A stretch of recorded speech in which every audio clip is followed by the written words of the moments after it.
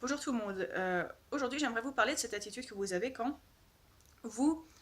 euh, cette attitude un peu incohérente quand vous mettez toute votre énergie et votre attention à essayer de conserver des miettes au lieu de lâcher tout simplement et à la place pouvoir vous concentrer et remporter le pactole. Alors qu'est-ce que je veux dire par là? Ce que je veux dire par là, déjà je vais commencer par ce qui m'a donné l'envie de faire cette vidéo. C'est que ce matin, en fait, je regardais un petit peu, comme un certain nombre d'entre vous le font peut-être aussi souvent, un petit peu les fils d'actualité, Facebook, ce genre de choses. Moi, j'aime bien faire ça pendant mon petit-déj. Et là n'est pas le sujet, je suis tombée sur un groupe de nutrition santé, où il y avait une personne qui exposait des difficultés des troubles du sommeil, qui exposait des difficultés d'humeur, c'est-à-dire une humeur un petit peu maussade, des difficultés à se motiver pour faire les choses, et puis des difficultés également à dormir. Donc voilà un petit peu tout ce panel qu'on retrouve finalement assez souvent, euh, où on est un petit peu, peut-être un petit peu anxieux, un petit peu maussade, et on se sent mou, et puis en même temps on a du mal à dormir la nuit, et puis on est peut-être un petit peu fatigué tout au long de la journée. Donc elle exposait ça pour qu'on l'aide à se sentir mieux par la nutrition. Désolée, me revoilà. Me revoilà. Et donc, elle exposait un petit peu toutes ces difficultés pour qu'on l'aide à se sentir mieux par la nutrition. Et il se trouvait que, donc, elle donnait ses journées, comment elle mangeait, pour voir un petit peu ce qu'elle faisait peut-être de travers, qu'est-ce qu'elle pourrait améliorer. Et des personnes venaient lui répondre dans ce groupe Facebook, donc pour lui dire tu pourrais faire ci, tu pourrais faire ça. Et il se trouvait que dans ces journées, il y avait notamment une grosse consommation apparemment de théine et de caféine, donc de thé et de café. Et elle dormait quelque chose comme 3-4 heures par nuit, ce genre de choses. Et les personnes venaient lui dire oui, eh bien, tu devrais peut-être essayer de réduire le thé, le café. En fait, on lui proposait même de supprimer le thé, le café, pour que son métabolisme puisse bien se relancer, en fait, que son corps puisse puiser son énergie naturellement. Donc, équilibrer un peu l'alimentation, parce que je me souviens plus très bien, mais apparemment elle n'avait pas tous les nutriments, quoi. Elle se nourrissait un petit peu de manière anarchique et elle compensait par le thé et le café. Et donc les personnes venaient lui dire remets tes nutriments un petit peu à jour, puise ton énergie dans ton corps et arrête de le booster, pardon, arrête de le booster au thé et au café.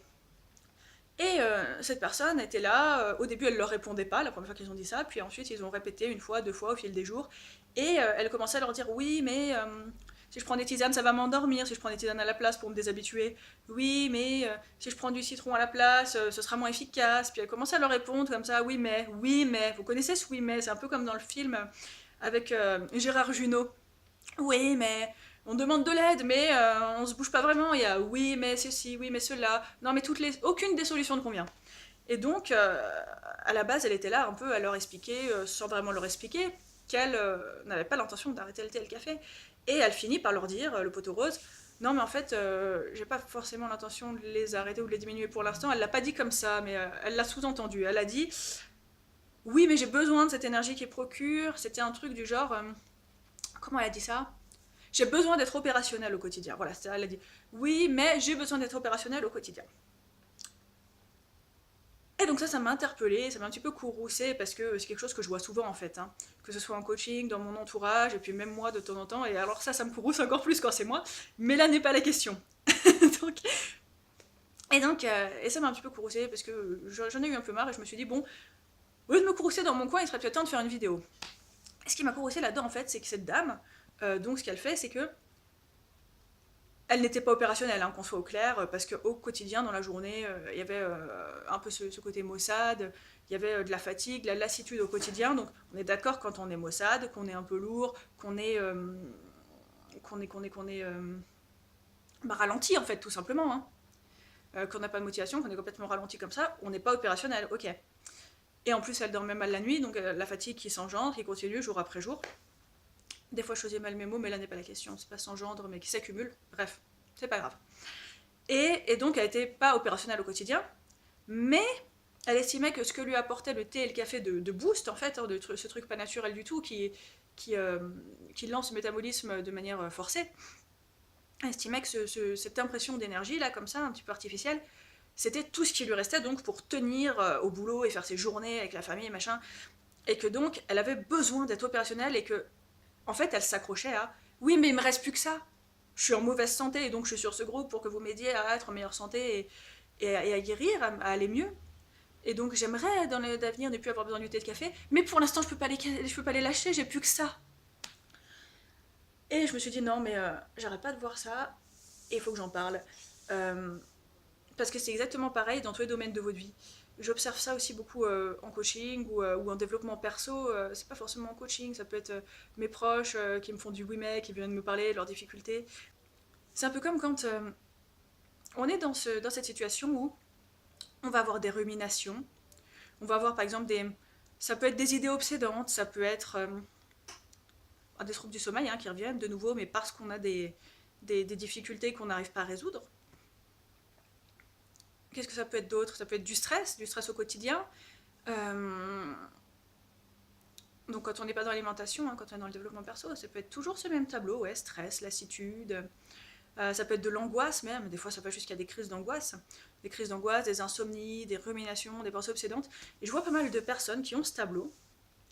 Et en leur parlant, je me rends compte que ça pourrait se régler en lâchant des petites choses comme par exemple le désir de contrôle. Le désir de contrôle, d'anticipation, c'est-à-dire je veux savoir ce qui va m'arriver demain, je veux pouvoir prévoir mon environnement, j'aime faire ceci ou cela parce que ça me donne l'impression de contrôler.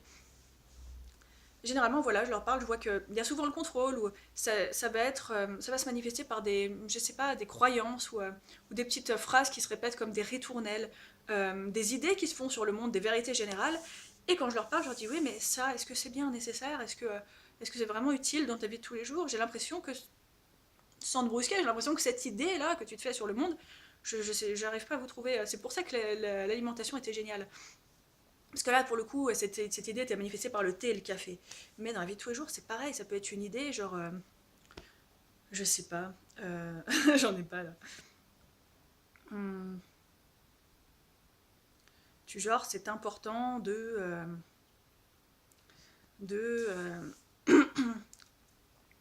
laissez-moi un moment, ça va venir.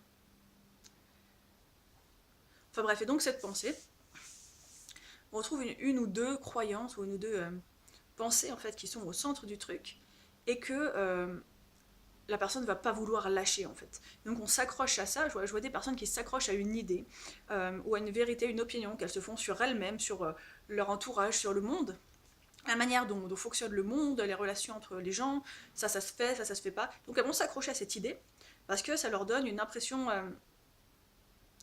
de prévisibilité, une impression de savoir comment marche le monde, de savoir comment marchent les gens, de savoir comment elles marchent elles-mêmes, ou une impression de pouvoir contrôler aussi, de savoir ouais non mais si j'enlève ça, moi je suis perdue en fait.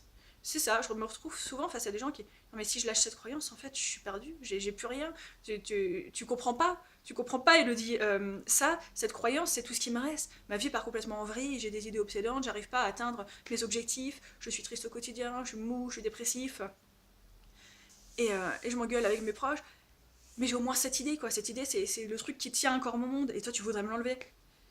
Et ben ouais.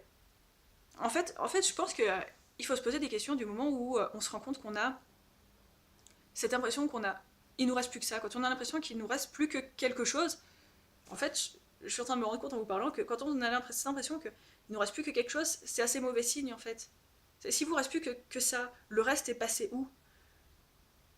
Et ça vous met pas la puce à l'oreille. Est-ce que Comment est-ce que vous allez retrouver tout le reste si vous continuez à vous concentrer uniquement sur ça et à défendre ce truc-là? Généralement, quand il reste plus que quelque chose, c'est que ça a pris la place du reste en fait.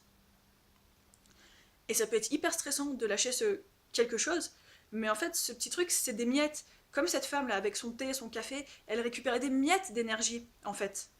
Mais la vraie énergie de son corps qui fonctionne, ça fait, je sais pas moi, des mois, des années qu'elle l'avait pas vue en fait. Elle savait même plus à quoi ça ressemblait. Et l'idée, c'est de lâcher le thé et le café dans ce cas-là pour pouvoir reprendre des nutriments, que son corps se relance. Donc il y aura peut-être une période où elle sera fatiguée parce qu'elle n'a pas assez de nutriments. Euh, et qu'elle n'a pas encore refait le plein et que son corps, il n'a plus l'habitude en fait. Le métabolisme, il n'a plus l'habitude de carburer tout seul. donc il sait plus trop faire, il faut lui laisser le temps de se réadapter petit à petit. D'ailleurs, il y avait des gens qui nous proposaient de commencer par réduire les consommations, ce qui peut être une bonne solution, et donc dans le monde des croyances, ça signifierait remettre cette croyance-là, ce machin qui est super important pour vous, et qui est la vérité, votre socle, votre sécurité, votre impression de contrôle, votre je ne sais quoi, la remettre en question. Donc la remettre en question, sans dire non, ça c'est nul, j'enlève.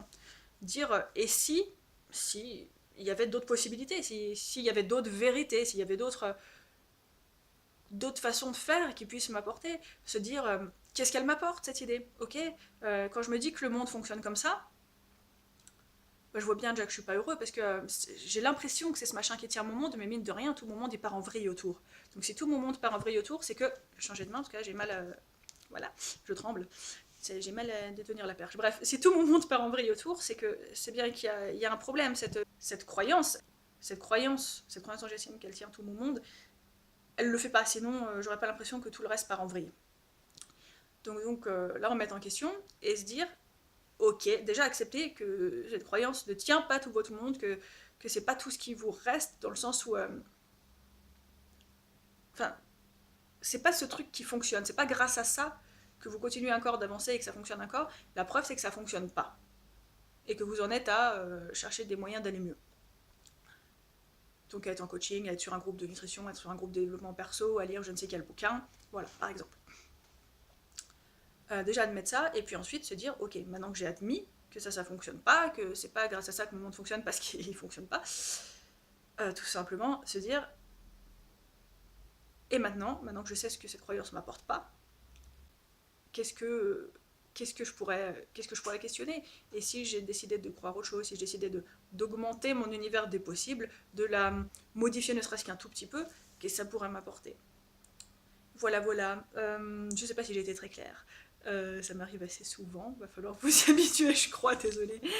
Donc voilà, si je trouve un moyen d'éclaircir, je rajouterai 2-3 petites scénettes à cette vidéo, notamment si je trouve une phrase, une croyance, parce que là, je n'arrive pas à en trouver une, je suis désolée.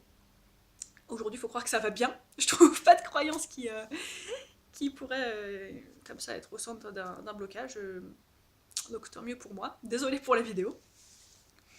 Et donc voilà. Si je trouve quelque chose des manières d'éclaircir cette vidéo, je rajouterai des scènes, ou je ferai peut-être une vidéo complémentaire.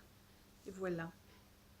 J'espère que ça aura pu vous apporter quelque chose et je vous souhaite une agréable journée. Oui, j'ai oublié d'ajouter aussi, quand vous avez des grosses difficultés dont vous n'arrivez pas à vous sortir, une situation épineuse et qui nécessite un coaching ou un suivi, quel qu'il soit, et vous dites oh là là, ça vraiment je suis embourbée dedans, je suis dépassée, tous ces termes là, je me sens immobile, incapable de ci, de mi, tous ces moments là où vous vous sentez submergé, mais qu'à côté de ça vous avez des idées qui sont hyper importantes, qui sont votre réalité.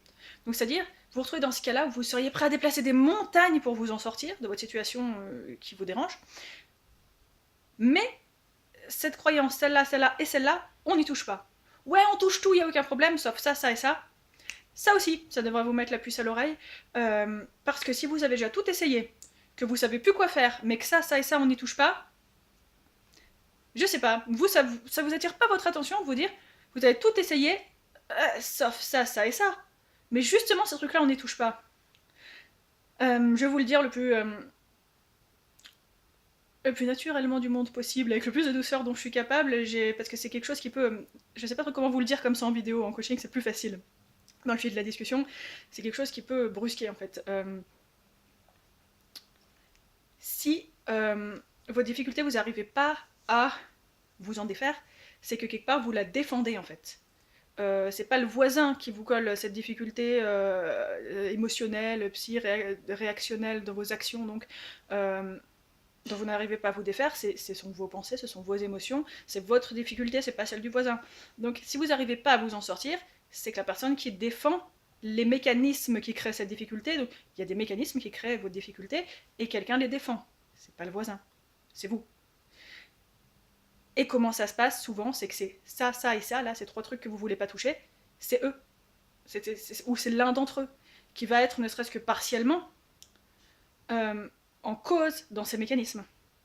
Vous comprenez? Et comme vous estimez que cette croyance est ultra importante, et que donc on n'y touche pas, on n'y touchera jamais, surtout pas, c'est trop important, vous la défendez. Et comme vous la défendez et qu'elle est au centre du mécanisme qui crée vos difficultés, vous n'arrivez pas à vous défaire de votre difficulté. Et tant que vous n'accepterez pas de retoucher cette croyance, dont vous estimez qu'elle est super importante, qu'elle est au centre de votre monde et tout ça, on en a déjà parlé, tant que vous n'accepterez pas d'y toucher, vous ne pourrez pas sortir de votre caca, en fait, de votre difficulté, c'est pas possible. Ok? Allez, bon boulot.